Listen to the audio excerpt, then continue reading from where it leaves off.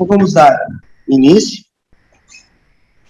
Primeiramente, vamos fazer a nossa prece para integrar os nossos pensamentos e estarmos mais próximos daqueles corações amigos que nos amparam e nos assistem.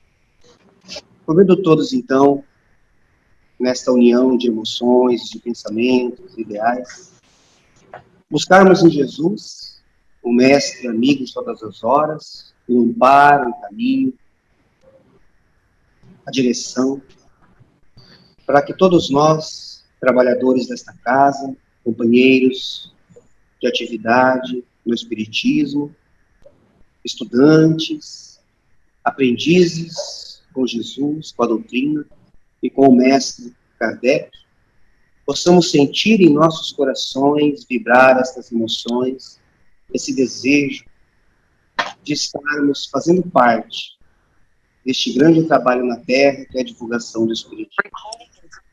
Hoje, homenageando o mestre Kardec, aquele que, em nome do Cristo, trouxe o Espiritismo para os nossos corações.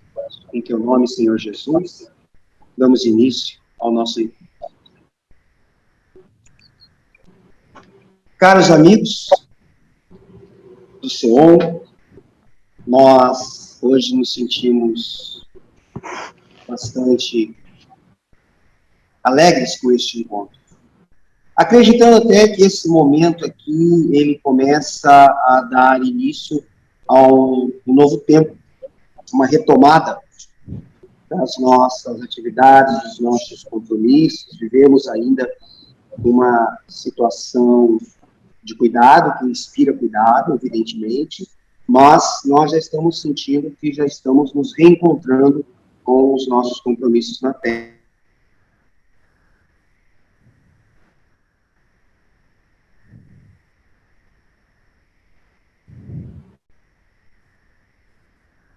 Então, eu dizia que nós ficamos bastante contentes com essa retomada das nossas atividades. Esse encontro, ele assinala isso. Nós vivemos aí um momento dessa semana de lembrarmos o nascimento do codificador do Espiritismo, Allan Kardec, e optamos, então, por este encontro, já buscando uma integração. Nós estivemos muito distantes uns dos outros, por conta da pandemia, mas queremos nos integrar novamente, queremos sentir a força que a família SEON tem, e por mais que os trabalhos online, eles tiveram uma compensação para não nos afastarmos, nós sentimos falta dessa presença e desta integração, que ela foi minimizando. Precisamos retomar isso. E nada melhor, então, do que aproveitar este momento aí de homenagem, de lembrança do nascimento de Allan Kardec. A nossa proposta hoje é ter esse bate-papo, lembrando fatos e curiosidades do mestre lyonês, deste espírito que é chamado por Jesus de meu apóstolo. Meu apóstolo.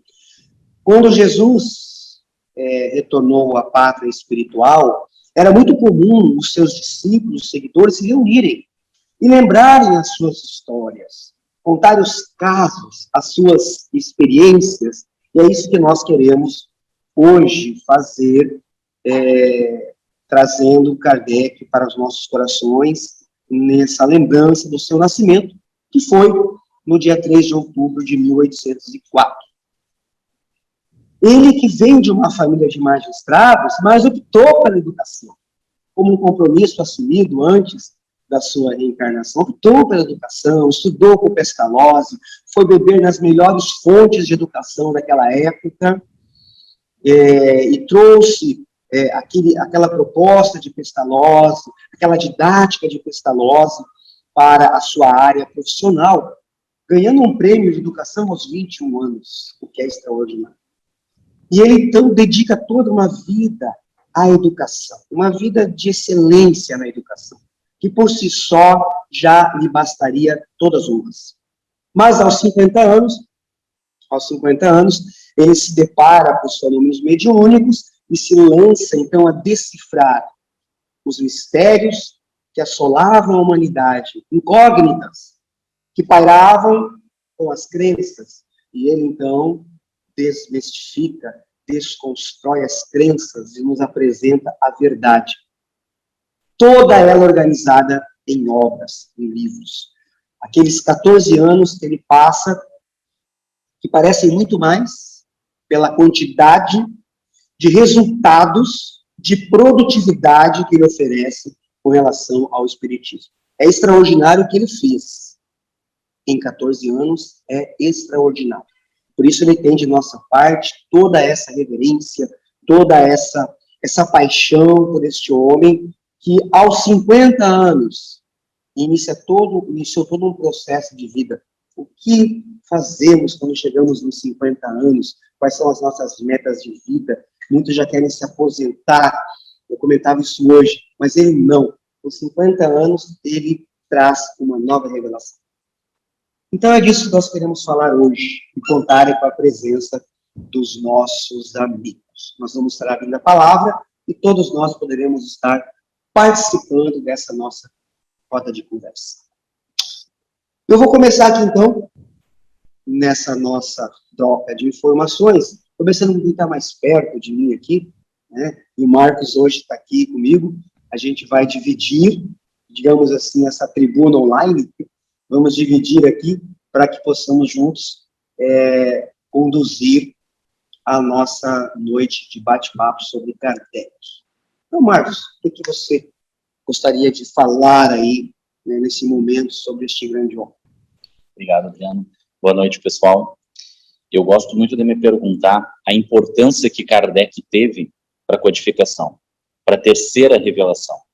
Qual a importância do espírito de Kardec? Porque quando a gente fala da terceira revelação e da importância de Kardec, eu entendo que vai muito além do que reunir um material que foi apresentado pelos espíritos. E estudando toda a história de Kardec e daqueles que estão justamente por trás, que trabalharam na educação de Kardec, a gente vai entender que a importância dele era bem maior.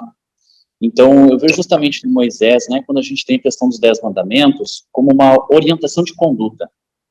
Então, a gente precisava de uma orientação de conduta reta, o que fazer, o que não fazer. Jesus já vai muito além, sem dúvida alguma, ele consegue sintetizar nos 10 mandamentos, os 10 mandamentos na sua máxima, trazendo justamente a questão da afetividade, a questão da amorosidade, a questão da empatia. Ou seja, a gente começa a trabalhar os princípios de elevação espiritual. E Kardec, ele tem que estar à altura de tudo isso. Porque, afinal de contas, ele é o grande codificador da doutrina espírita. E nós estamos falando de alguém que, através de toda a sua história, a sua experiência, ele traz o aspecto educativo da doutrina espírita, pedagógico do espírito, ou seja, ele enfatiza a questão do burilamento do espírito.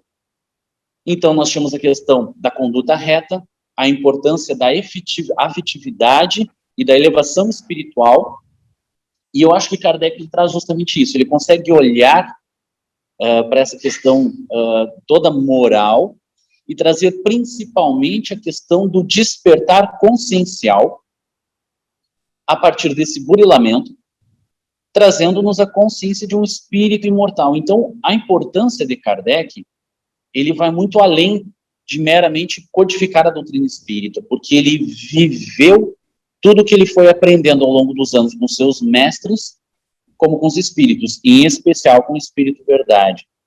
E eu gosto muito de me perguntar isso, qual a importância real de Kardec? E quando a gente estuda as obras básicas, a Revista Espírita, obras póstumas, entre outras obras que chegam até nós, eu acho que isso fica muito claro, que a importância de Kardec é de um educador espiritual. Eu gostei do que você falou. O aspecto educativo da doutrina espírita. E isso, por isso ele se lança na educação. Veja como as coisas, elas têm um planejamento que vai fora do nosso alcance, né? O aspecto educativo da doutrina espírita não poderia ser de outra forma do que nas mãos de um especialista na educação. Vamos ver aqui? Vamos escolher alguém aqui. Bruno, meu caro amigo Bruno. Qual é a Muito bem. curiosidade? Estão me ouvindo bem aí? Sim, perfeitamente. Qual é a curiosidade? Qual é o momento que você quer Muito trazer bem. para nós? Então, pessoal, 3 minutos para mim é um desastre. Tá? Vamos ver o que podemos fazer. Pode sim. Muito bem. Tá bom. Então, vocês descreveram ali, tanto você como o Zomar, tá bom? Vamos bem ser claro, vocês descreveram, vamos dizer, a sua parte quase final, ou seja, a conclusão dos trabalhos deles através da sua habilidade, da sua capacidade e do que foi deixado para ele fazer. Eu queria, para nós juntarmos esses elos, voltar antes dele, tá? Então, eu vou, em poucas palavras, qual é a questão dele se chamar Allan Kardec? Bem, você sabe que Hippolyte Léon Denisard Rivel era o nome real dele, mas sabemos da história que ele era um sacerdote druida, ok? Quem eram os druidas? Eu tenho que falar um pouquinho disso, 3 palavras. Os druidas eram seres que habitavam principalmente a parte oriental da Europa. E eles, aos poucos, se deslocavam vindo para a parte ocidental da Europa. Seriam os olhos verdes, seriam os loiros, seria quem? Seria de origem alemã, inglesa. Aí nós temos a história dos celtas, entende? Celtas. Os celtas foi um povo muito difícil de domar. Em 58, Júlio César tentou pegar eles de qualquer maneira, mas lá no norte da Inglaterra ainda ele não conseguiu. Eles ficaram 400 anos no Reino Unido. Muito bem. Então verificamos que os druidas, eles realmente eram um povo muito comportado. E o que significa druida? Já pensaram nisto? O que é um druida? Druida quer dizer o carvalho inteligente. Por que inteligente? Os druidas, eles não tinham templos. Eles faziam todos os seus trabalhos porque eles eram politeístas. Mas teve momentos que eles acreditavam num Deus único. Então, eles trabalhavam na natureza. Muito bem. Kardec foi um desses grandes sacerdotes. Então, aí nós temos uma situação muito interessante, que os grandes sacerdotes druidas, eles eram realmente experimentados em várias áreas. Eu não vou me delongar nas áreas, porque não vou ter tempo. Várias áreas, ok? Então, havia uma educação profunda na formação do ser, mesmo que eles fossem politeístas, ok? Mas houve uma época que eles acreditavam num Deus único. Muito bem, Kardec passou por toda esse treino, essa doutrinação. Então, como o Marco falou, ele realmente trouxe toda uma educação para a situação da época dele, quando ele iniciou o trabalho dele com 50 anos. Né? Muito bem. Aí, nós vamos ver o seguinte, tá? Ele nasceu, então, a data dele, 1804, assim por diante, rápido. A situação da França naquela época era caótica. Existia o quê? Monarquia, aristocracia e uma igreja católica que tomava conta de tudo. Então, portanto, as funções do país estavam nas mãos dessas 3 posições. Aí veio a Revolução Francesa, entende? A Revolução Francesa. Muito bem. A Revolução Francesa simplesmente veio acabar, não dá para me delongar. Tá? Veio acabar com tudo isso, houve toda aquela história, guerra, revolução civil e assim por diante. Muito bem. A monarquia caiu, a aristocracia se acabou e a Igreja Católica teve que pegar a pastinha e ir para o lugar dela. Porque ela era religião, era política, era financista, era tudo. Eu não estou aqui para criticar a minha primeira religião, ok? Mas havia uma coisa, agora vamos para o ponto de vista, não sei se me permite mais 2 segundos, que a educação, agora vamos entrar em Kardec. Por que Kardec era um elemento distinto? Tá bom, mas começamos lá. Ele vem dos druidas com grandes ensinamentos, com grande treinamento e assim por diante, ele trouxe. Tá bom. Na época, o ensino na França, até antes de acabar a monarquia, ele era da Igreja Católica, então mantinha um equilíbrio mais ou menos dentro dos conceitos da Igreja Católica. Acabou a Igreja Católica, o ensino foi para o Estado. Quando ele foi para o Estado, virou uma anarquia. Porque se a Igreja Católica, ela incutia determinados conceitos baseados nela, quando que foi para o público, então ali todo mundo largou. E ali foi que surgiu a Revolução, porque a coisa estava acabada, estava se acabando. Kardec é desta época. Tá bom, então, o que acontece? Aí nós vamos ver que as famílias, como você falou, o Adriano, que eles eram de uma família de juristas, né? De pessoas qualificadas, eles sabiam o que era uma cultura. Então, aí nós vamos ver o seguinte, surge Pestalozzi. A Europa descobre, a França descobre, as famílias mais de cultura e mais abastada mandariam os filhos para esta instituição, entende? E Kardec foi um que foi para lá. As obras, elas mudam um pouco da idade dele, sabia? Mudam um pouco da idade, mas dos 10, ele ficou 7 a 8 anos na instituição. Tá? Ficou 7 aos 8 anos na instituição. Então, mandou para lá.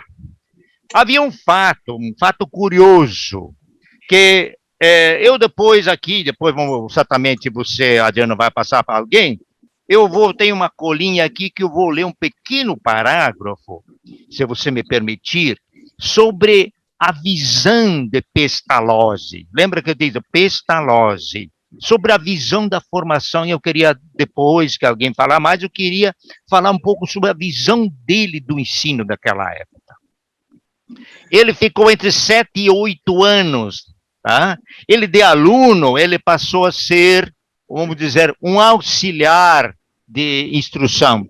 Por quê? Por causa da grande capacidade dele, da inteligência dele, de todo um berço que ele tinha trazido lá na origem, que nós conhecemos aí a situação um pouquinho pela história, dos druidas até chegar no berço da civilização daquela época para o Ocidente, que seria, vamos dizer, era a França de modo especial. Porém, a França, como eu disse, ela estava assim, se deteriorando por uma questão de monarquia, aquele grupinho de 10% das pessoas, digamos, da aristocracia, uma igreja forte que dominava todos os campos, ela que dava todas as cartas, e muito bem. E as pessoas esclarecidas, elas procuravam, então, escolas melhores. Pestalozzi, a escola Pestalozzi, ela chegou a ter 150 alunos, sendo que a metade deles eram franceses. Então, a direção da escola, incluindo o próprio Pestalozzi, pediu, vocês devem ter lido, pediu não vou buscar agora o nome, um sujeito muito qualificado na educação da França, que procurasse professores na França, e depois serem treinado na Suíça, em Iverdon, para poder dar a aula aos franceses, porque precisava que o professor ele tivesse o conhecimento de alemão, porque havia alemães e havia bastante suíços, e devia ter conhecimento de francês. Por quê? Porque a metade dos alunos eram franceses. Então, ali eu gostaria, depois que o outro falasse, se tiver a chance de me passar a palavra novamente, então aí vamos ter um brevezinho aí, conceito, filosofia, de como a escola, qual era a filosofia deles para vamos dizer, a formação do ser. Aonde que se baseava? Ok? Podemos fazer Não sei. assim, Bruno. Você quer passar para alguém para depois que eu volte? Pode, Tá a gente faz agora para manter essa dinâmica, né? Depois a gente volta nesse assunto. Eu então vou entrar nessa parte com Ele detalhe. mostra muito, né, aonde que Kardec foi beber aí a sua formação. É bastante importante. Tudo bem. Marcos, alguma coisa aqui? Eu gostei muito dessa parte que o Bruno ele traça, a importância de Pestalozzi na formação de Kardec. Eu acho que é importante beber dessa fonte mesmo. Acho que vai ser muito bom voltar nisso. Legal. Vamos então, Geraldinho. Quer tomar a palavra aí? Com certeza. E aproveitar esse momento, boa noite a todos, de falar de Pestalozzi, né? Porque a gente vai encontrar a figura de Pestalozzi encarnado numa reunião muito importante que se deu lá no ano de 1799, tá? Exatamente no dia 31 de dezembro, tá?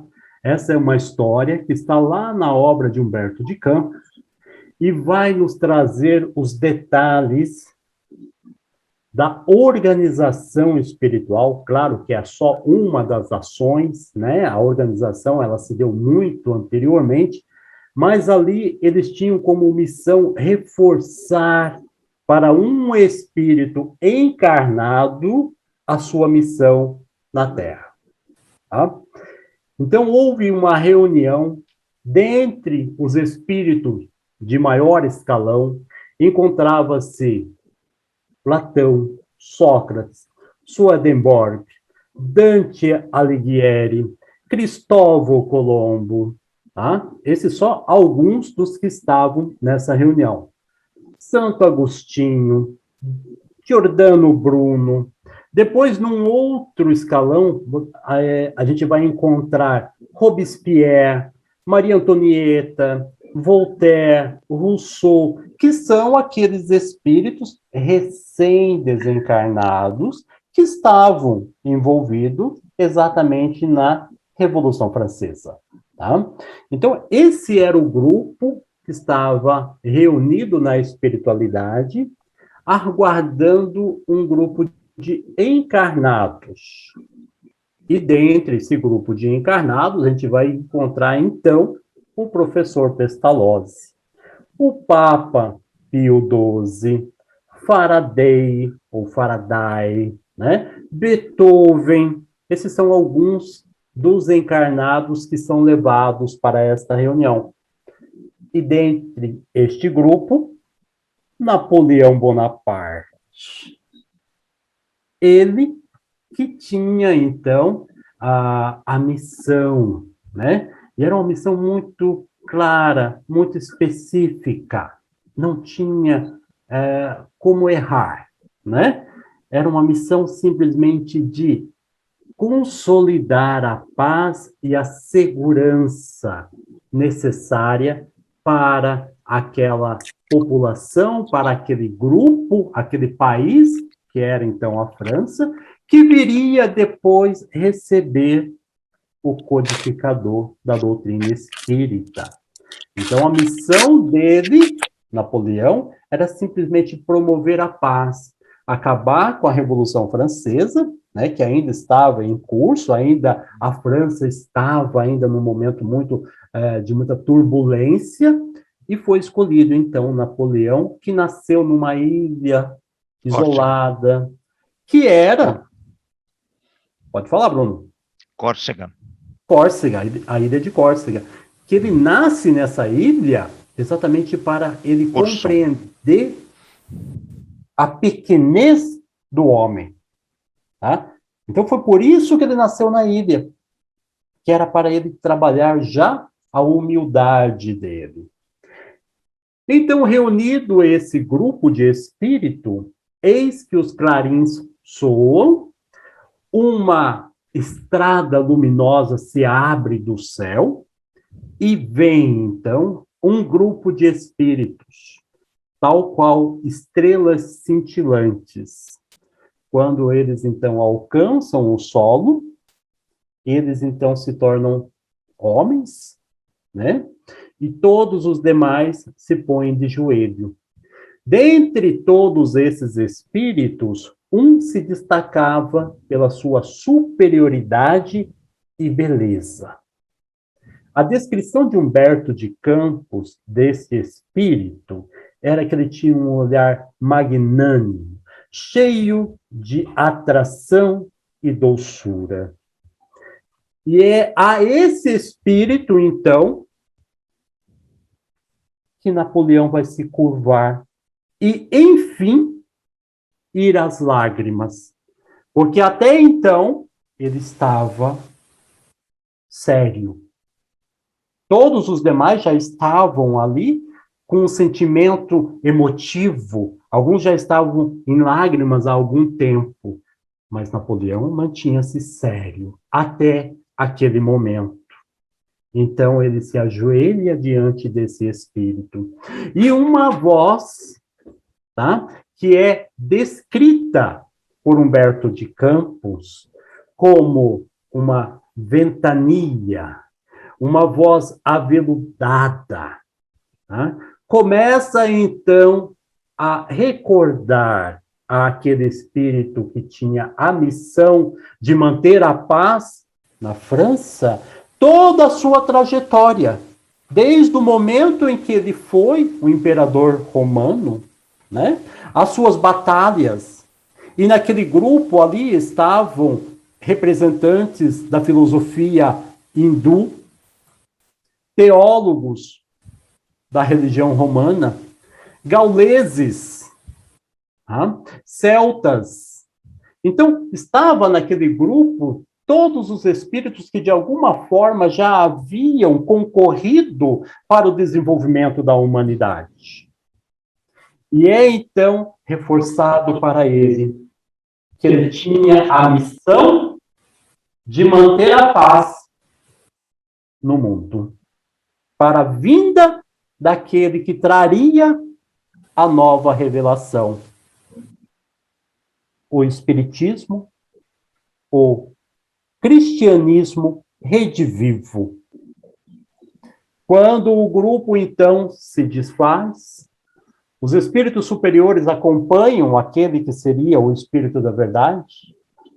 Esse espírito, identificado como Allan Kardec, vai, então, recolher nos braços o espírito de Napoleão e o acompanhar até que ele retornasse ao seu corpo.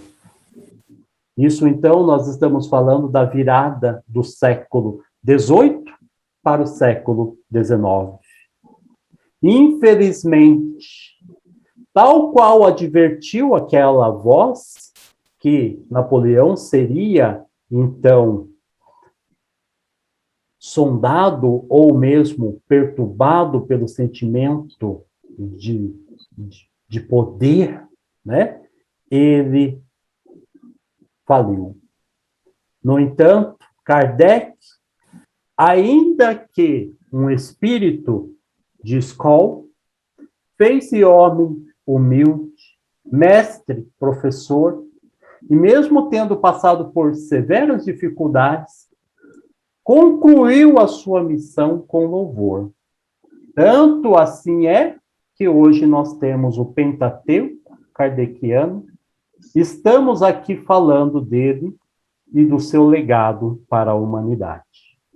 Então, esse é apenas um exemplo que está lá na obra Cartas e Crônicas de Humberto de Campos, para que a gente compreender, né, a grandeza desse espírito. Tal qual o nosso colega Adriano colocou, né? O Espírito chamado por Jesus, pelo Espírito da verdade, como o meu apóstolo. Então, realmente, Kardec é um grande espírito. Essa é a minha contribuição para para discorrer um pouquinho Bacana. sobre a vida de Kardec. Muito bacana, Geraldinho. Muito bacana, porque você traz para nós uma reflexão muito importante de que a humanidade, às vezes, ela tem conhecimento na sua perspectiva, né, de grandes homens, porque a humanidade inteira conhece Napoleão. Mas a humanidade inteira não conhece Kardec. E a gente vê que Kardec está muito acima de Napoleão, que foi Júlio César em reencarnação passada e que trazia aquela sede ainda dentro dele, né, de conquistar. E vimos que Kardec estava muito acima deste espírito. Mas a humanidade conhece muito mais Napoleão Bonaparte do que Allan Kardec. Né? O nosso foco, a nossa busca pelas coisas ainda é muito pelo homem conquistador, o homem que conquista, que briga, que luta, mas o homem traz o conhecimento, que traz a paz. Esse não é tão valorizado? Ainda não. Um dia será. Marcos? Eu acho que aqui a gente tem uma grande diferença, né, justamente de Napoleão e Kardec, que é a conquista material e a conquista dos valores internos, dos valores espirituais, da ascendência espiritual. E a gente vê, eu acho que traz bem essa questão, como tu falou, como eles falaram, né, a conquista material, a conquista do homem, a conquista do poder, a vitória na vida, que muitas vezes a gente entende, né, ainda num mundo, numa perspectiva materialista, temporal, de que a vitória na vida é o poder, né, de alguma forma, o poder. E Kardec, justamente, eu acho que a superioridade de Kardec ela está exatamente na superioridade moral de quem edifica em si mesmo. Por isso, mais uma vez, esse caráter educador, né, porque ele acende em si a verdade do Cristo, principalmente quando encarnado, como Allan Kardec, ele traz toda a realidade espiritual através dos espíritos. Tudo bem. Vamos dar sequência, então. Guilherme, você que gostaria agora de trazer para nós sua participação, seus comentários, por favor. Boa noite a todos aí. É muito bom estar aí reunido com os nossos confrades aí, com os nossos irmãos, na possibilidade aí de vamos homenagear humildemente, de uma forma muito singela, a figura do codificador. É certo que falar do codificador aí, tomar, digamos, abordagens a respeito da trajetória dele, é muito, vamos dizer assim, difícil até quando queremos abranger um todo, mas também, ao mesmo tempo, né, nós conseguimos fazer com que esta nossa atividade possa mantê-lo sempre em nossa lembrança, sempre mantê-lo em nosso espelho, ou seja, ele nos espelhando dentro da sua determinação. As lembranças que são trazidas até esse momento dão conta de uma figura ímpar, tá? Um espírito que traz a sua trajetória milenar, bem lembrada aí a sua questão da reencarnação nos aspectos da vida entre os celtas, onde bem trouxe aí a abordagem o nosso querido Bruno, lembrando exatamente que Júlio César não venceu os celtas porque os celtas criam na imortalidade.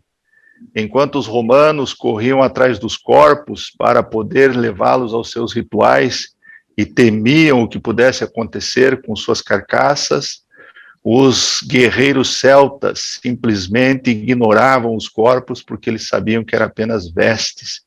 E eles, então, se debruçavam na batalha como nenhum, naquele momento, tinha capacidade de fazer entre os romanos, que era se entregar, e obviamente que tombavam e seguiam na condição de alegres e felizes, dizendo até daqui a pouco.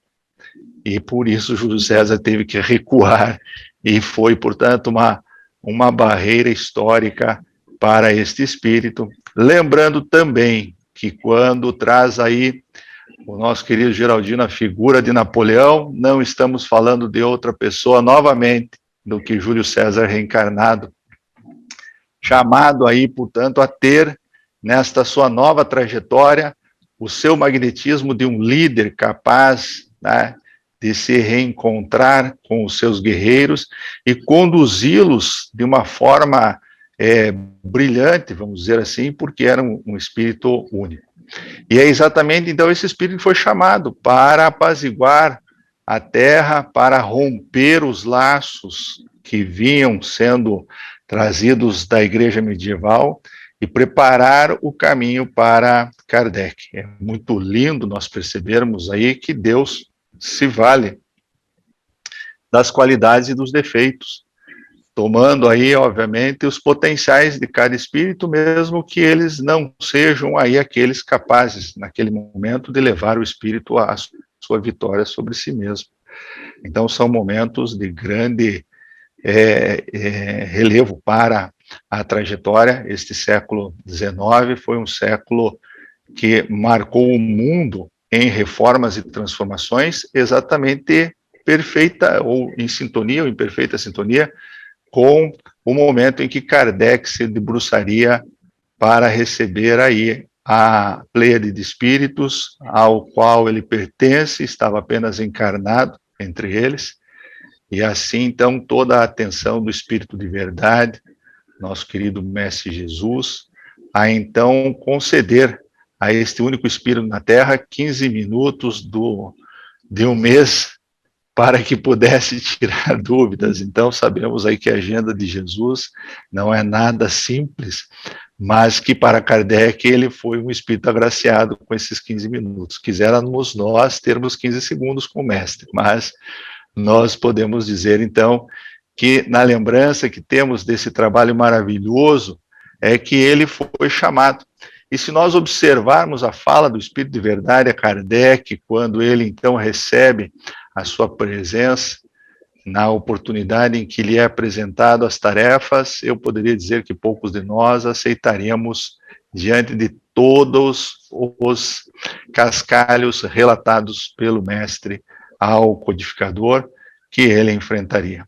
Não só mostrou ali naquele momento o seu talento, a sua determinação e o seu preparo para esta tarefa, que diante de tantos escolhos ele assumiu.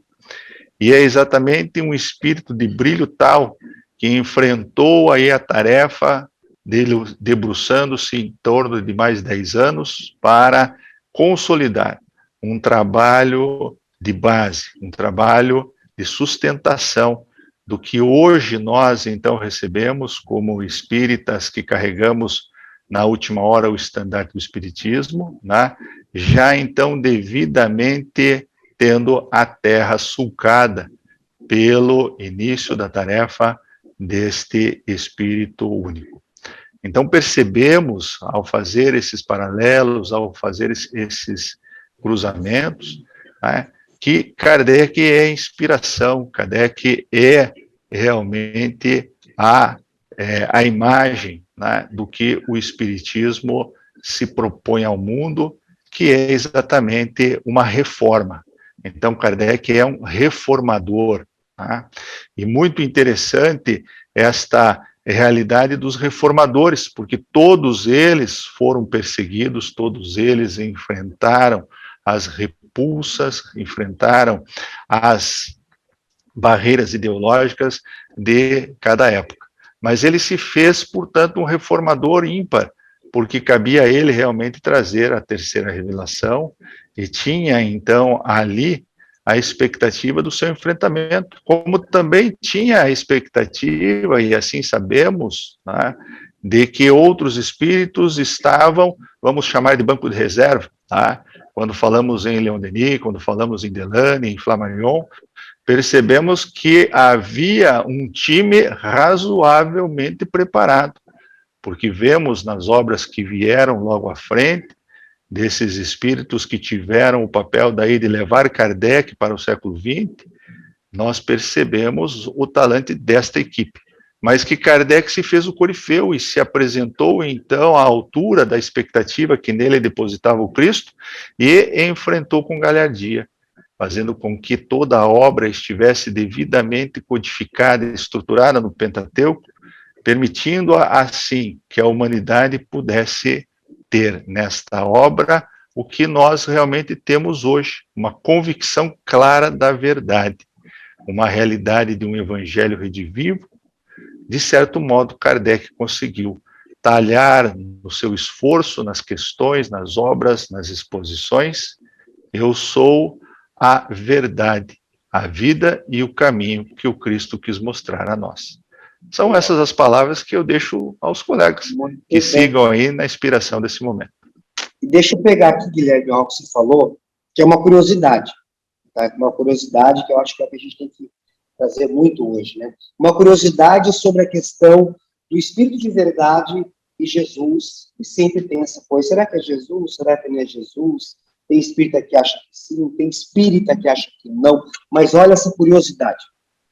Aquele texto que nós lemos no Evangelho segundo o Espiritismo, capítulo 6, que diz assim, ó, advento do Espírito de verdade, que começa, vem como outrora os transviados filhos de Israel. Muito bem, esse texto foi publicado primeiramente no livro dos Médiuns, certo? Depois Kardec traz o Evangelho segundo o Espiritismo. Quando ele é publicado no livro dos Médiuns, o nome que assina esse texto, Jesus Cristo. Isso é uma curiosidade interessante. Está lá no livro dos Médiuns, tá? Podem conferir depois. Está lá. Esse texto que Kardec coloca no Evangelho segundo o Espiritismo, que abre o capítulo 6 do Evangelho, ele é assinado primeiramente no original como Jesus Cristo. Kardec traz o texto na íntegra, publica no Evangelho segundo o Espiritismo, intencionalmente ele muda o nome de Jesus Cristo para Espírito de verdade. Aquilo é coisa dele. Por que isso? Para não causar polêmica. Mas o texto ele coloca lá. Como que diz assim, olha, tá aí, quem tiver olhos para ver que veja, quem tiver ouvidos para ouvir que ouça. Mas ele coloca intencionalmente, ele muda o nome, certo? É a única, digamos assim, a única corrupção que eu conheço de Kardec é essa. A única alteração que ele fez foi não colocar o nome original da assinatura e mudar para Espírito de verdade, para não causar essa polêmica, mas é uma prova para nós que o Espírito de verdade de Jesus são as mesmas pessoas, e nessa mesma sequência é que ele se refere a Kardec como seu apóstolo. Então, e deixa eu fazer aqui o meu papel de advogado e defender um pouco o Kardec aí diante da acusação de corrupção. Não precisa, né? Mas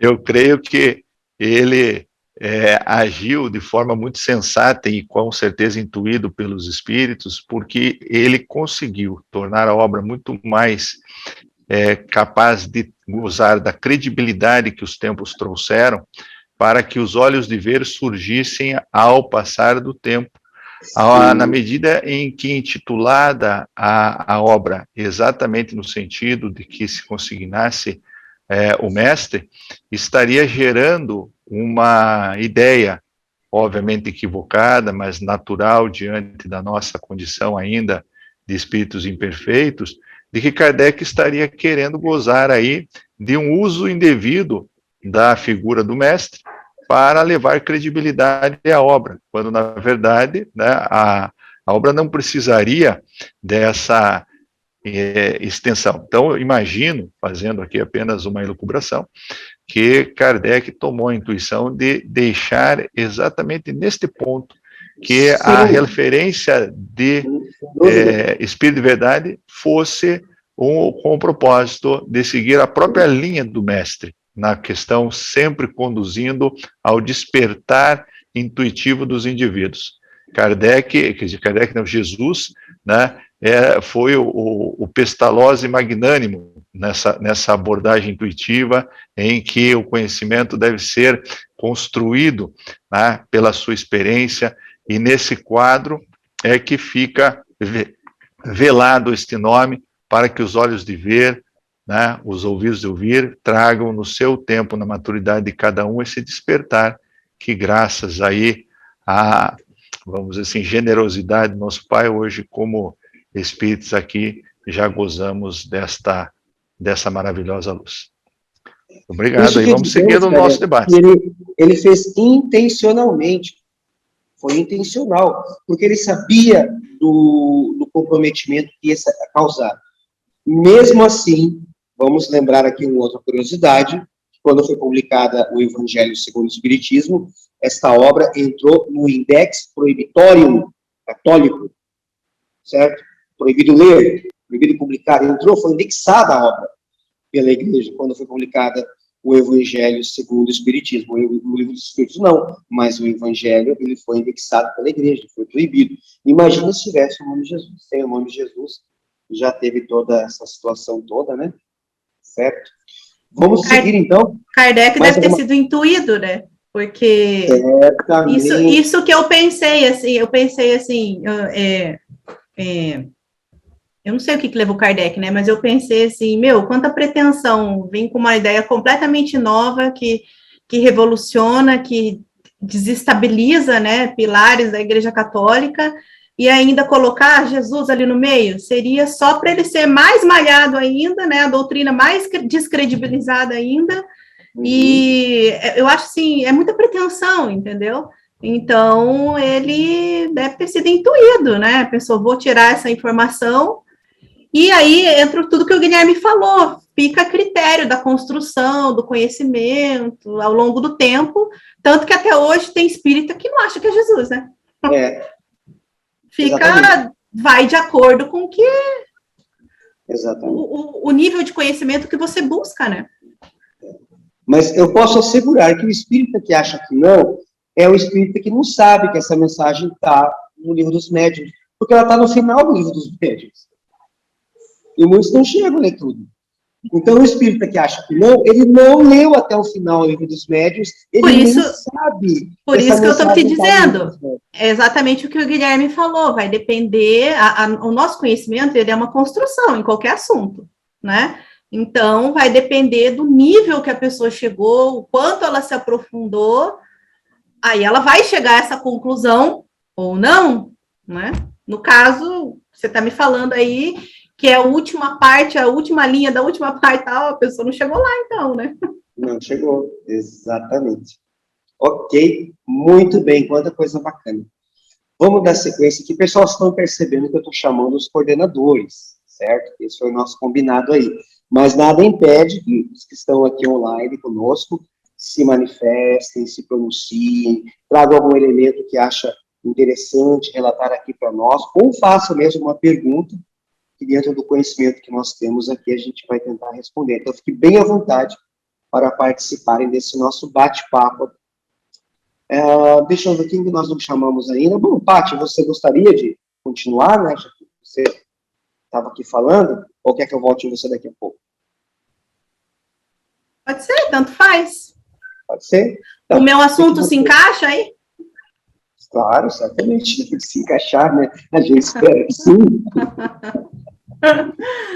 É que assim, ó, todo mundo falando, Gerald falou muito da superioridade de Kardec, né, que era um espírito, seu Bruno falou que era um espírito superior, óbvio que era, e aí Gerald traz a figura de Napoleão, né, e aí vocês destacaram também que Napoleão ficou conhecido, Allan Kardec nem tanto, né, quase na verdade só os espíritas sabem quem é Allan Kardec, né, e os católicos que gostam de ir lá no Père Lachaise, né, tirar foto, não sabe nem quem é direito. Mas, enfim, só que assim, né, fora, claro, a gente sabe que ele foi um espírito preparado ao longo dos tempos, lá, os druidas, né, já vem de lá, mas ele reencarnou na Terra, né, e aqui nós somos imperfeitos, então ele também teve momentos que ele desanimou, né? Teve momentos em que ele, não digo desistir, acho que isso nunca, mas assim, ele esmoreceu, né? E aí eu trago para vocês uma passagem de um livro chamado Espírito da Verdade, que é do Chico e do Valdo Vieira, e psicografado por vários espíritos. E essa história foi ditada por um espírito chamado Hilário Silva, né? Que conta que numa manhã lá de abril de 1860, né? Ou seja, o Livro dos Espíritos já tinha sido lançado, já estava sendo vendido, e, né? A Sociedade Espírita de Paris já estava consolidada. Então, assim, era um momento que era para Kardec já estar feliz, digamos, assim, no sentido de missão cumprida, né? Só que não, ele não estava, né? Naquele momento específico, ele estava muito... ele se deixou levar pelo desânimo, especialmente por causa da questão financeira, porque ele tinha noção do tamanho da tarefa que ele tinha recebido, ele sabia que aquilo tinha que continuar, né? Mas a questão financeira estava pesando, né? Sem falar que ele era malhado por todos os lados, acho que não lembro quem de vocês falou isso, né? Que ele sofreu muito, né? Ele era muito pressionado, só jogaram pedra nele, né? Na verdade, o Espírito da Verdade já tinha dito para ele que ia ser assim, a tarefa não ia ser fácil, ele ia suscitar muito ódio, né?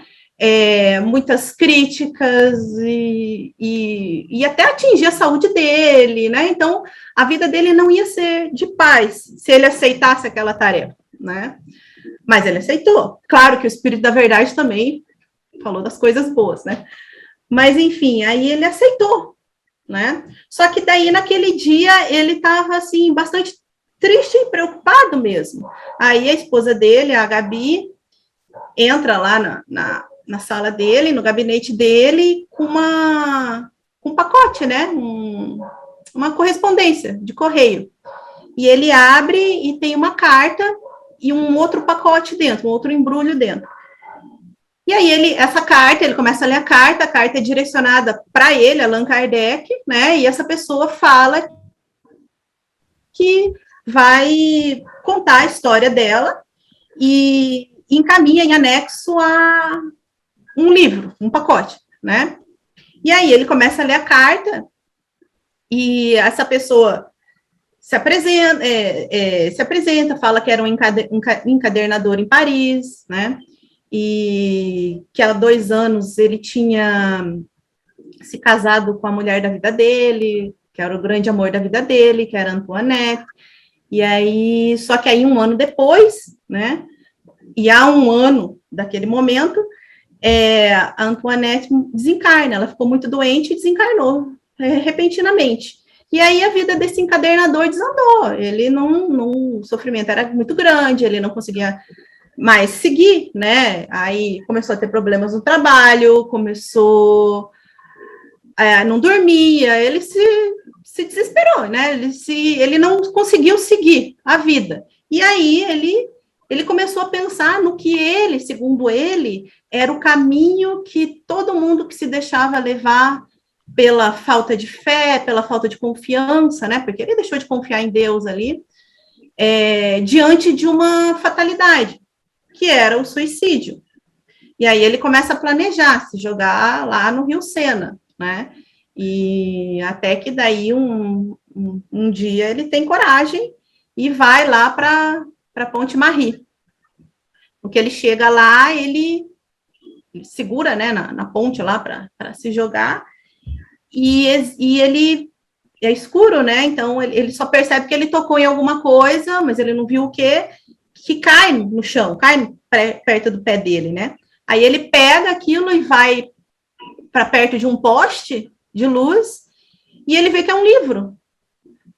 Aí no que ele abre o livro, tem lá uma mensagem. Espera aí que eu anotei aqui. Tem lá uma mensagem que diz assim, tá escrito, né? Manuscrito. essa obra salvou minha vida. Leia com atenção e tenha bom proveito. E aí assina, A. Lohan, né? Ele diz que se irrita, tal, mas ele resolve ler o livro. E aí, não se suicida, né? Então, e ele resolve, então, enviar aquele, e tudo isso ele contando na carta, né? Então, ele resolve enviar aquela carta contando a história dele para o Kardec, junto com aquele livro, e ele diz que embaixo daquela mensagem lá do Lohan, ele também escreveu uma mensagem, né? Aí o Kardec abre aquele embrulho lá e vê que é um livro dos espíritos, sabe? Aí, claro, ele já fica emocionado e tal, e no que ele abre, ele lê lá a primeira mensagem e a segunda mensagem, né, que é assim: salvou-me também, Deus abençoe as almas que cooperaram em sua publicação, né, e assina como Joseph Perrier. E essa é a história do Perrier, né, então o Perrier, ele achou que ele tinha que contar isso para Kardec, né, e enviou o livro dizendo assim: faça o que você acha melhor, né, o que você quiser com esse livro, né, e aí Kardec, que estava lá todo desanimado, ganhou um gás, né, porque no mínimo duas vidas foram salvas ali, por causa do conhecimento que ele ajudou a trazer, né, e aí aquilo lá, aí ele esquece tudo, né, segue a vida, ele pensa, né, que ele tem que deixar para lá as críticas, perdoar as pessoas que só detonam ele, que era tudo de graça, né? Era porque ele estava trazendo uma ideia nova, né? Uma ideia que revolucionou o tempo, aquele tempo, e era uma doutrina consoladora, né? Ele trazia, assim, além de tudo, além de serem ideias novas, né? Do ponto de vista científico e filosófico, tal, ainda era consolador. Então, roubou, né, entre aspas, muito terreno da Igreja Católica, assim. Então, era natural que ele fosse criticado e ele foi avisado, né, pelo Espírito da Verdade, né, que era Jesus. Ele foi avisado, mas ele seguiu, ainda bem, né, mas também se não fosse ele, ia ser outro, mas tinha que ser ele, né. Poderia até ser outro, mas nessa qualidade aí, parte é um filme difícil. Eu acho, assim, que tudo estava preparado até nesse sentido, sabe? Eles sabiam que ele não ia desistir, né? Sim. Que o Espírito da Verdade foi muito claro com ele lá no início, dizendo, assim, tudo que ia dar errado, e que até a saúde dele, ele não ia ter paz mais, ele não ia dormir mais, ele não ia ter tranquilidade, e foi, né? Mas, ainda assim, ele seguiu, e claro que em muitos momentos ele esmoreceu, né, também não era de ferro, mas aí pelo menos, eu penso assim, é por isso que a esposa dele, a Gabi, é tudo preparado, né, então ele tinha uma base boa, familiar, para ele aguentar, e foi depois que ele já estava praticamente aposentado, né, tudo foi no seu momento certo, assim, né, e esse pedacinho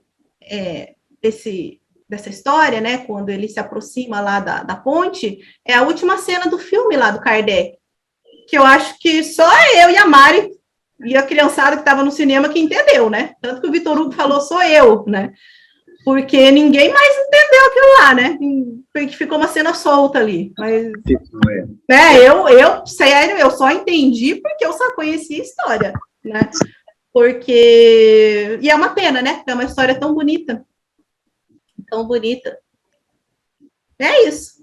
Deixa eu pegar uma coisa que você falou aí, para me contar mais uma curiosidade que eu acho interessante, sobre contar a Kardec. A gente sabe que ele não tinha nenhuma mediunidade ostensiva. Aliás, tem duas curiosidades sobre isso. Mas tem uma situação, ele se viu num sonho lúcido, e viu um grupo de pessoas conversando, e ele foi levado para aquela conversa, e quando se aproximou, era um grupo de cientistas, que falavam sobre a ideia, a construção do sistema pneumático, que é revolucionar os pneus. Os carros estavam chegando, estamos falando aí da metade do século XIX, os automóveis, né, estavam suspirando, surgindo, e as rodas eram pesadas, o sistema pneumático com ar, ia favorecer o deslocamento dos carros, com estradas mais rápidas, enfim, ia melhorar o transporte, aquilo ia mudar tudo. E ele se aproximou e viu aqueles cientistas que discutiam, e faziam projeções de desenhos, não sei o que, então. E aí ele acorda no corpo com a ideia daquele sonho lúcido. E ele vai, então, numa oportunidade, pergunta aos espíritos, né, qual o propósito disso. Porque ele tinha certeza que ele tinha estado lá, naquele encontro com os cientistas. Tá, por que eu estava lá? Porque eu fui chamado para participar daquela conversa. E os espíritos respondem para ele que, por nenhuma razão, não tinha nenhum motivo especial. Só que aqueles homens, aqueles cientistas, eles queriam que você soubesse que eles estavam trabalhando naquilo. Eles queriam que você soubesse que eles iam contribuir com o progresso de alguma forma. Vocês estão entendendo? A grandeza de Kardec não tinha nada a ver com ele, mas aqueles homens que eram muito inteligentes, que tinham propósito na Terra, queriam que Kardec soubesse, olha, nós estamos fazendo a nossa parte aqui, tá? Estamos aqui trabalhando. Só isso, ele só queria que Kardec soubesse que eles estavam planejando o sistema pneumático para melhorar os transportes dos automóveis. Tá. Vamos continuar? Faltou algum? Deixa eu ver. Quem mais gostaria de trazer alguma informação, alguma palavra para nós aqui? Fiquem à vontade, certo? Alexandra, se quiser falar, está escondidinha com a câmera aí, mas se quiser, a Roseli, então fiquem à vontade aí. Tá, vamos então, eu vou fazer bem rapidinho, de tudo que nós ouvimos hoje, e sabemos do mestre Lyonês, o nosso profunda gratidão por ele. Que amor que ele tinha por nós, pela humanidade. Que espírito sensacional. Quantas eras ele levou para ser quem ele era. Né? Para se preparar, para Jesus prepará-lo para o que ele veio fazer. É extraordinário. Não tem palavras, não existe no vocabulário palavras para engrandecer ele, de tanto que ele a sua altitude espiritual. E ainda, o meu comentário e ainda tem confrades que dizem, que escrevem e que fazem lives e que falam em palestras em revisar Kardec. Vejam vocês, né? Aqueles que duvidam que era Jesus que o amparava, que o Espírito de verdade era Jesus realmente. Então, como precisamos estudar sempre, sempre. Quando a gente se afasta um pouco, a gente voltar às bases, sempre, porque uma existência é pouquíssimo para a gente entender o Kardec com profundidade. E eu admiro profundamente quem o faz, quem se debruça, quem vai lá nas entrelinhas, quantas mensagens que a gente vai passar 1000 anos, e a gente vai estar vendo Kardec e se encantando por ele. Porque é extraordinário, meus amigos, é extraordinário. E eu agradeço muito, muito. Hoje está sendo muito especial para mim. A gente está relembrando, Obras Póstumas é uma leitura fantástica, a gente devia sempre ler, e de novo, porque assim, parece que ele está escrevendo para nós, num diário. É muito legal. Muito legal. Muito bacana, Roseli. Importante a gente dar uma lembrada aqui, num aspecto que a gente não conhece muito de Kardec, a gente fala muito da questão racional, científica, pedagógica dele, mas tem um lado humano dele que a gente não conhece muito. Mas uma das biógrafas, que foi contemporânea de Kardec, Anna Blackwell, uma inglesa, ela escreve muito sobre esse lado humano dele. E ela usa uma frase assim, ó, ele tinha um sorriso genial e agradável. E isso diz muito, né? Uma pessoa tem um sorriso genial e agradável. Ela o descreve como um homem que adorava sorrir, que era alegre. A gente vê aquele retrato dele, né? Ele um pouco sisudo, assim, parece um homem difícil, duro, inacessível, e não era. A descrição de Anna Blackwell é totalmente o contrário. Ela o descreve como um homem feliz, que gostava até de anedotas, mas nunca foi visto dando uma gargalhada. Sorria, que é diferente, né? É muito diferente. Então, ele tinha um bom humor, tinha uma alegria envolvente. Essa frase do estudo, né? Um sorriso genial e agradável. E mais, quando ele entrava em algum tipo de diálogo, ela dizia que ele respeitosamente colocava a mão aqui, segurava o paletó, a lapela do paletó aqui embaixo, e ouvia atentamente, olhando nos olhos da pessoa, tudo o que ela dizia. Só depois que ela terminava a sua locução, ele então dava a sua opinião, ou redarguia aquilo, ou apresentava uma nova argumentação. Mas ele não interrompia a pessoa, olhava lá nos olhos, de uma maneira serena, sem expressar trejeitos na sua face, cordialmente, e depois ele fazia, então, a sua apreciação. Vejam que lado humano interessante de Kardec, que a gente não tem muito acesso por falta de informações, mas a Anna Blackwell, ela resgata isso para nós, e Alexandre Delany também. Escreve uma carta, ele não pode ir, né, numa homenagem a Kardec, no cemitério, ele está doente, o Alexandre Delany, pai de Gabriel Delany, que escreveu várias obras fantásticas. O Alexandre Delany descreve o estado humano de Kardec, que muitas vezes ele nem conhecia as pessoas ou as famílias e sabiam que elas estavam passando necessidades. Ele tirava do seu bolso moedas de ouro, pequenas quantias, colocava numa carta e colocava assim, da parte dos bons espíritos. Nem assinava o seu nome. E entregava para aquela família. Socorreu várias famílias desse jeito, e Alexandre Delany nos traz essa informação. Esse lado humano dele, que é importante nós considerarmos também. Vamos voltar, então, no Bruno. Bruno, quer fechar para nós com aquela ideia lá, né, que você deixou em aberto? Pessoal, acho que a gente vai até 9h30 aí, certo? São 15 minutos. Vamos já combinar o horário para fechar. A gente ouviu muita informação até agora das virtudes, capacidade, dificuldades, mas ele fez tudo com muita capacidade, com muito trabalho, porque nada se conquista sem trabalho.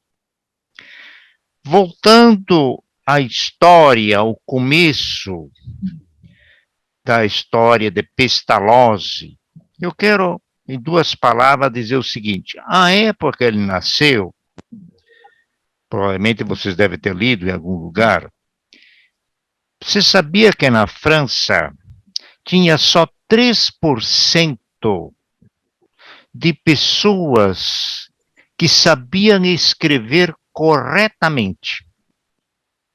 Mas isso era um fato de 1800, pouco antes, e até bem depois, lá para 1850, que os países da Europa, como que era uma mescla de pessoas de várias partes, a língua oficial, ela era usada em documentos, mas não era praticada, quer dizer, não escrevia direito, se falavam os dialetos. Né? Muito bem.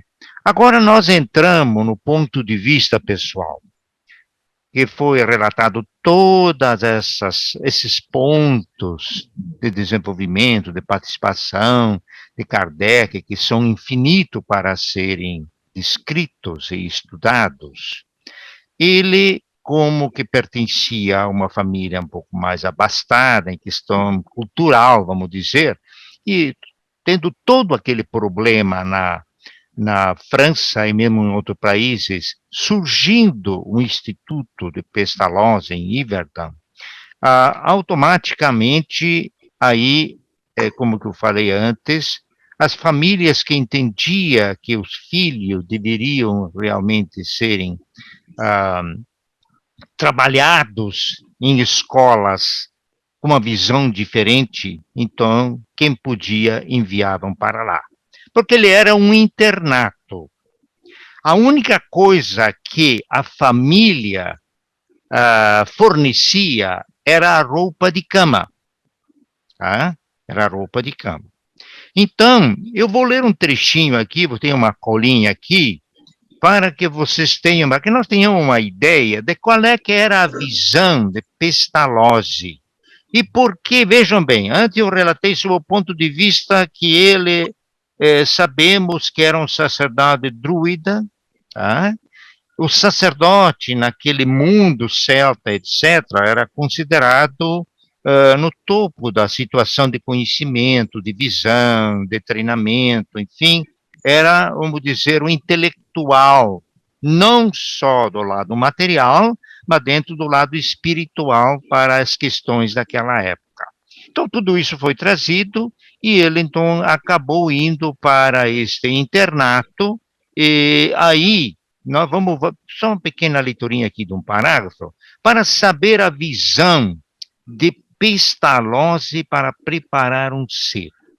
Muito bem, eu tenho, passei a usar uma frase que agora eu dando uma olhadinha aqui no material, não sei como é que eu fui usar ela, várias vezes na escola, com as pessoas que às vezes elas perguntam assim, mas como que eu faço para aprender? Como é que é isso? Como é que é aquilo? Entende? Pois é, gente. Não é que nessa literatura eu encontrei a mesma frase, mas vou falar ela no final, tá? Então aqui tem um trechinho que diz assim, tenha um pouco de paciência que eu vou ler esse trechinho. O Instituto de Yverdon ocupava-se em formar homens sãos e robustos, bons e virtuosos, dotados dos conhecimentos essenciais às relações humanas. Diz um dos discípulos de Pestalozzi que as atividades diárias no Instituto, sempre repletas, ativas e fecundas, fortificavam o corpo das crianças, exercitavam ao mesmo tempo a atenção, a observação e o julgamento. Vejam bem, nutriam o espírito, moralizavam o coração e todos os hábitos, vivificavam a alma, penetravam a intimidade do sentimento, elevavam o pensamento, cultivavam, ampliavam, desenvolviam e mantinham em equilíbrio e harmonia todas as faculdades. Tudo isso era conseguido dentro de uma plena liberdade, sob uma dependência personificada pela razão e pela bondade. O professor limitava-se a seguir e a secundar o aluno em seu autodesenvolvimento, sem forçar-lhe a natureza própria. De certo modo, mais do que a instrução, dava-se maior atenção ao desenvolvimento das faculdades do espírito. Então, vejam bem, tudo que foi relatado por vocês, das qualidades, das dificuldades, do trabalho e assim por diante, não resta dúvida que, além de todo o passado dele, na outra encarnação ou encarnações, ele preparou, através do trabalho dele e dos seus mestres, pelo ambiente que ele reencarnava, a acumular todo esse conhecimento. Mas vocês vejam como, aonde que ele foi colocado. Como a Patti falou, quer dizer, havia uma razão para ele para ele, vamos dizer assim, a ser daquela forma, de haver desanimar em determinados momentos. Mas ele foi preparado. Ele foi preparado bem antes. Entende?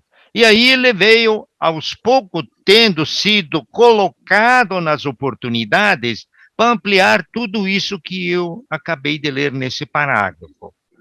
Então, automaticamente, ele era um elemento que tinha uma longa estrada de experimentações. Agora, a filosofia desse Pestalozzi era, veja bem, que era a liberdade. Na velha França, antes dele, era tudo imposto. Porque, vejam bem, sem criticar a Igreja Católica, dentro dos seminários, vocês sabem tão bem quanto eu, dentro do seminário há uma imposição. Você tem que fazer isso, isso, isso, isso, isso. Quase como um castigo, entende? E não é deixado, porque, vejam bem, cada um de nós, ele tem que ser orientado, ele tem que ser seguido, ele tem que ser trabalhado, mas não se pode massacrar o íntimo daquela pessoa, porque ele pode se revoltar, ele pode abandonar, ele pode se sentir atingido e não frutificar. Tudo bem. Então, Pestalozzi, veja que tem toda uma orientação, tem toda uma construção, e a última frase aqui diz assim, de certo modo, mais do que a instrução, que tudo anterior, dava-se maior atenção ao desenvolvimento das faculdades do espírito.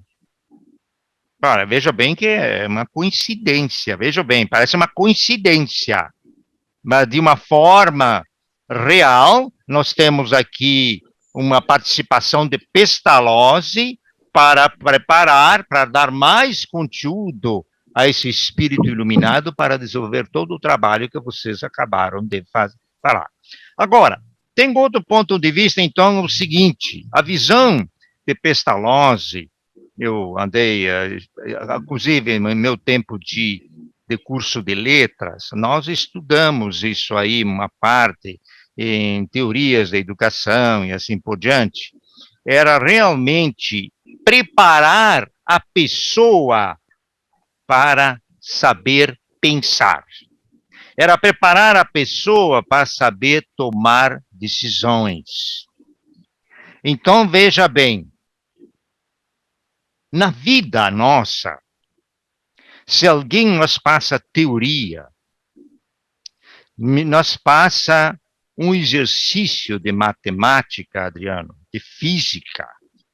O professor vai mostrar lá como desenvolve um problema.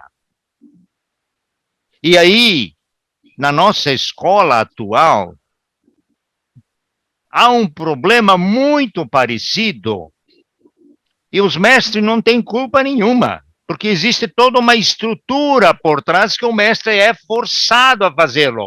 Eu digo uma coisa para vocês. Em 1972, até 69, 70, 71, se não me falha a memória, nós tínhamos o antiga forma de ensino no país. Eu acho que ninguém de vocês fez o ginásio científico. Talvez quem pode me dizer? Acho que ninguém. Já fizeram a parte atual. Em 1972 entrou a reforma de ensino para deformar, porque não prepararam os mestres, não prepararam os diretores. E aí houve milhões de interpretações naquela reforma de ensino, que ela me parece um pouquinho parecida do que faziam lá na França, porque eles estavam tudo perdidos, entende? Estava tudo perdido. E essa reforma do ensino de 72, ela está ainda hoje em discussão e não chegaram muito à conclusão. Muito bem, o que nós temos que ver? Quando eu ensino, é o caso que aconteceu em Pestalozzi, eu ensino, mostro, faço praticar. Agora, se eles iam colher plantinhas no interior, nos arredores do instituto, para trabalhar com qualquer coisa, sendo vegetais, ou pequenos animais, ou pequenos insetos, e assim por diante, automaticamente, para ver que essas partes frutificassem, ver como funciona, como é que vive, como é que cresce, como é que desenvolve, eu tenho que trabalhar aquela muda. Eu tenho que observar aquela muda. Então, a frase que eu encontrei numa obra dessa diz assim: aprender fazendo. A repetição, sabendo fazer, a repetição leva à perfeição. Mas primeiro eu preciso saber como se faz. Então, o mestre Pestalozzi, ele e a equipe dele, porque ele teve muitas dificuldades com professores, a equipe deles mostrava, fazia junto, e aí ele dizia ao professor: agora faça. Você quer aprender? Aprender fazendo. Eu vou fazer uma pergunta agora. Alguém de vocês ensinou, deu uma bicicleta para você? Quando que vocês eram nenezinho, nenezinhas? Patrícia? Sim. Deu uma bicicleta? Tá. Alguém tentou ensinar para você uma vez ou duas? Sim. Mas ainda andou levando uns raspões caindo por lá. Aí você mais ou menos entendeu o problema, mas você ainda estava meio teórico. E você deu a sequência para formar aquele hábito, fixar aquele hábito de equilíbrio que fazendo. Está dentro da filosofia de Pestalozzi. Muito interessante, porque naquela época de 1960 e pouco, se estudavam nos cursos de letras, de filosofia e assim por diante, se estudava esses pontos de vista para que o elemento aprendesse a visualizar a situação.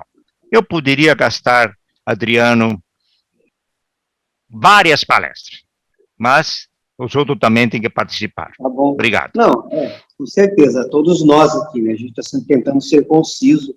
Se formos pegar de cada temática dessa, vira realmente um seminário. Marcos, alguma coisa mais? Eu gostei muito dessa parte que o Bruno trouxe. Quando a gente fala de Pestalozzi, né, muito da essência do trabalho que Kardec traz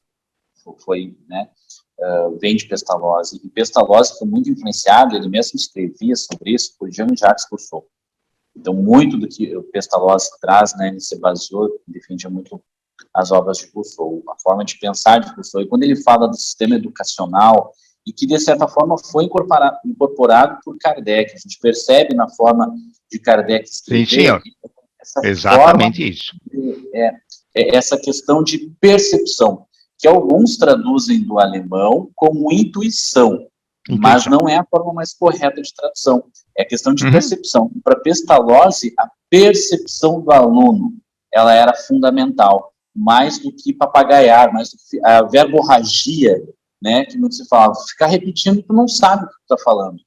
Não, perfeito. É justamente um processo de aprendizagem, de descoberta, de construção do conhecimento a partir da percepção, ou seja, aquilo que o aluno tem, que ele pode oferecer e que deve ser explorado pelo educador. Né? Então, realmente, a construção, a influência de Pestalozzi é muito grande, muito profunda para o desenvolvimento de Kardec. Sem dúvida. Muito bem. Pessoal, vocês perceberam que a gente podia ficar aqui mais 1h30. Fizemos nada. Sobre muitas coisas, né? Não ficaria cansativo, certo? Mas a nossa proposta, ela acho que alcançou o objetivo, era o nosso encontro, principalmente nós, tá? Nós nos reunimos novamente, né? Cada um teve veio trabalhando na sua coordenação dos grupos, mas esse encontro nosso aqui, dos coordenadores, alguns companheiros da casa. Eu acho que isso era bem importante, principalmente tentando, de alguma forma, prestar uma homenagem a esse espírito grandioso que é o codificador do Espiritismo. Então, eu já quero agradecer a todos, né? Vou interromper aqui, pessoal, se a gente vai começar um outro assunto, a gente vai se estendendo, né? E vamos daí acabar passando muito do nosso tempo proposto aí. Então, eu queria agradecer, antes de nós encerrarmos, este momento que foi fantástico, passou muito rápido, e que nos fez mergulhar na história desse homem de diversas formas, diversas angulações, diversos pontos de vista. Foi para nós, para nossa casa, o nosso grupo, foi muito importante esse momento. Então, obrigado a todos pela presença, por participarem. Marcos, que aqui dividiu comigo aqui, né? Eu. Companheiro. E a gente vai, então, encerrar a nossa atividade com muita gratidão, fazendo nossa prece final de agradecimento a todos que estavam aqui, conectados conosco, mas principalmente a esse Espírito que nos ampara, que nos assiste, que nos ilumina, que é Jesus, o Senhor das nossas vidas. Te agradecemos, Mestre, pela oportunidade de estarmos aqui, pela oportunidade da trajetória na Terra, deste encontro com o Espiritismo, que tem tanto bem feito aos nossos corações, que nos tem conduzido, que nos tem ajudado a superar as nossas dificuldades, mas também tem nos oferecido a grande oportunidade de compartilhar esses ensinamentos que mudam as nossas vidas, que têm mudado vidas. Nós te pedimos a oportunidade de continuar trabalhando aqui e depois que as nossas trajetórias corporais se encerrarem, que nós possamos continuar trabalhando e aprendendo sobre o amparo deste mestre inesquecível de Lyon, deste mestre inesquecível chamado Allan Kardec. Nós te agradecemos muito, mestre Kardec, por ter se dedicado com toda a sua coragem, com toda a sua força, com todo o seu espírito, para que pudéssemos hoje estarmos aqui em nome dessa doutrina, da verdade, compartilhando este momento. Que a tua paz, mestre amigo Jesus, nos acompanhe hoje, em todos os momentos da nossa vida. Hosanas a Kardec. Salve, grande mestre. Obrigado, amigos, por esse encontro fantástico. Muito obrigado, um forte abraço a todos vocês. A gente se vê. Amanhã estarei aqui às 15 horas, tá? No nosso estudo híbrido, vendo como é que vai funcionar. Não vejo dificuldades, já fizemos isso nas escolas. Tem um grupo em presencial, outro vai ficar online, e nós vamos retomando as coisas aos poucos aí. Um grande abraço a todos. Tchau. Um abraço, boa noite a todos. Tchau.